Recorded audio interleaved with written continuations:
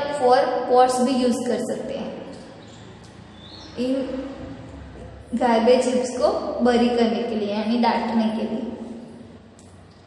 Remove the soil after 4 days and observe the changes in the garbage. कुछ दिन बाद जो सॉइल है उसे रिमूव करके गार्बेज में क्या चेंजेस हुए है वो ऑब्जर्व करना है। A black colour and no foul smell indicates that rotting of garbage is complete. जो कचरा होगा वो ब्लैक कलर का हो गया होगा और उसमें से कोई स्मेल आ रही होगी, तो इसका मतलब ये है कि जो कचरा है वो पूरी तरह से सड़ गया है यानी रोटिंग हो चुका है। Put the heaps again in the pits and cover with the soil। अब उन हिप्स को फिर से उन्हीं गड्ढों में डाल देना है और फिर से सॉइल से कवर कर लेना है। Observe again after every 2 days and note your observations as suggested. Dig the garbage। So 2 दिन बाद फिर से उसे every after 2 days यानी हर 2 दिन के बाद उसे ऑब्जर्व करना है और उसमें क्या क्या ऑब्जर्वेशन होते हैं वो देखना है। फर्स्ट है rot completely and not smell. वो सड़ चुका है और उसमें से स्मेल नहीं आ रही है। रोट ओनली पार्शियली, सिर्फ आधा ही सड़ा है। Rot almost completely but still smells bad. वो पूरी तरह सड़ चुका है पर अभी भी उसमें से स्मेल आ रही है। नॉट चेंज एट ऑल, और कोई भी चेंज नहीं हुआ है।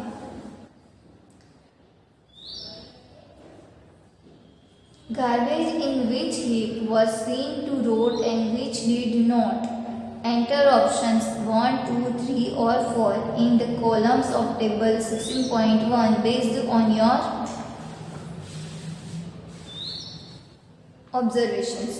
So यहाँ पे हमें ABCD इस तरह का टेबल बनाना है। After 4 days, after 6 days, after 2 weeks, after 4 weeks, ये हमें ऑब्जर्वेशंस लिखने हैं यहाँ पे। If you make any other observations, do not forget to write all these down in your notebook। Do not remove and burn the garbage that did not rot। तो आपको कभी भी कचरे को रिमूव करके उसे जलाना नहीं चाहिए क्योंकि वो कभी भी सड़ेगा नहीं। If the garbage was found to rot completely and did not smell, mix it in the soil where you sow your favorite plants। This would provide nutrients to the plants। So, जब garbage यानी कचरा वो completely rot हो जाता है, सड़ जाता है और उसमें से कोई भी स्मेल नहीं आती, तब उसे आपको जहाँ पे भी प्लांट्स उगाने हो वहाँ पे उससे मिट्टी में मिक्स कर दीजिए। वो प्लांट्स को न्यूट्रिएंट्स प्रोवाइड करेगा यानी कि वो एक तरह से कंपोस्ट बन गया।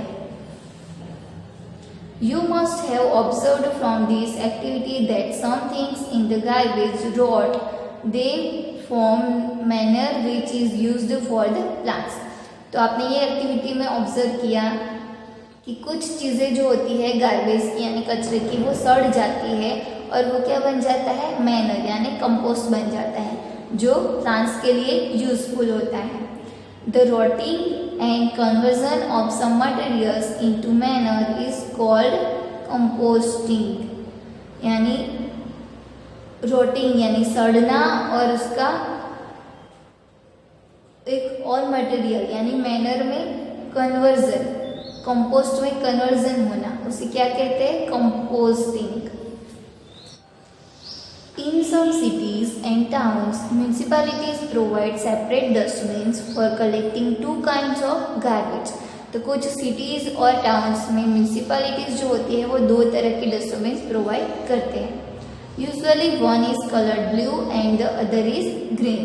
सो एक ब्लू कलर की होती है और दूसरी ग्रीन कलर की। The blue bin is for materials that can be used again such as plastics, metals and glass।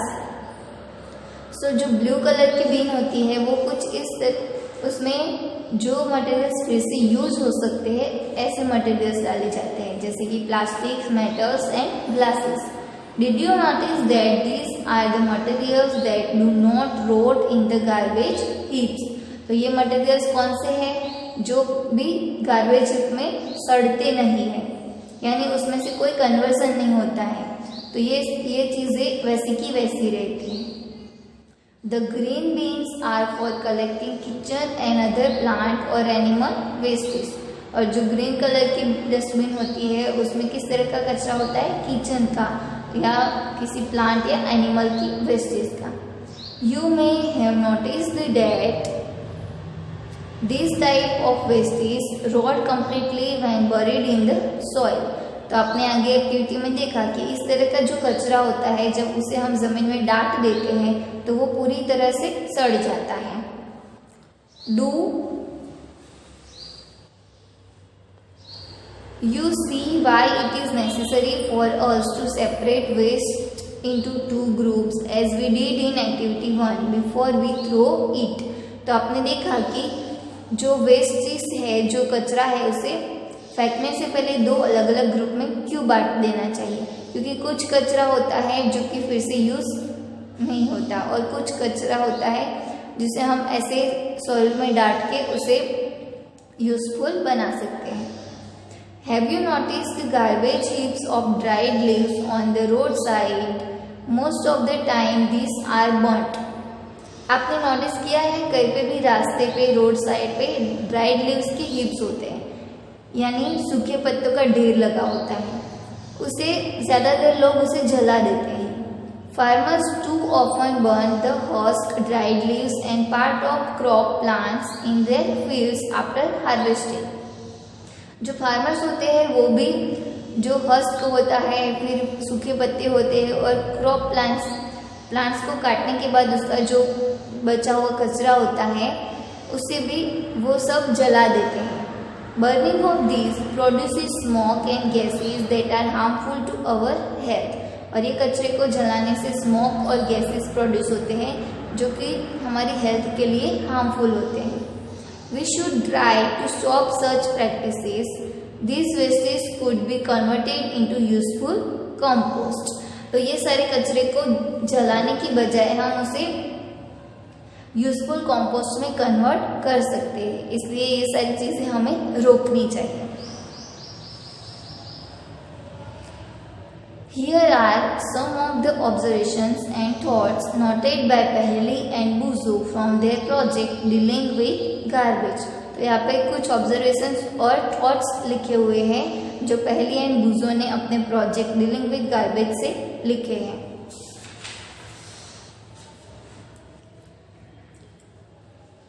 Not theft really, she must have meant illegal। She wanted that the government should make a law against the burning of leaves and other plant wastes anywhere in India। Not theft really, यानी उसे चोरी नहीं करेंगे। She must have meant illegal, उसे illegal कहेंगे। पहली चाहती है कि गवर्नमेंट को ऐसा लॉ बनाना चाहिए जिससे कि लोग ये पत्तों को और प्लांट और एनिमल के वेस्टेज को जलाए नहीं, और उसकी वजह से जो स्मोकिंग और गैसेस प्रोड्यूस होते हैं वो ना हो, जिससे पॉल्यूशन कम होगा। और उसको ऐसे जैसे यहाँ पे दिखाया है सॉइल में डाल के उसका कंपोस्ट बना दिया जाए। ऐसे ही तो लोगों को कहा जाएगा कि ऐसे कीजिए, तो वो नहीं करेंगे। पर अगर प्रॉपरली गवर्नमेंट लॉ बना देता है इसके अगेंस्ट तो सबको ये करना ही पड़ेगा। इसलिए पहली चाहती है कि इसके अगेंस्ट एक लॉ बनाना चाहिए। नेक्स्ट वर्मी कंपोस्टिंग के बारे में हम नेक्स्ट वीडियो में देखेंगे। Okay students, thank you.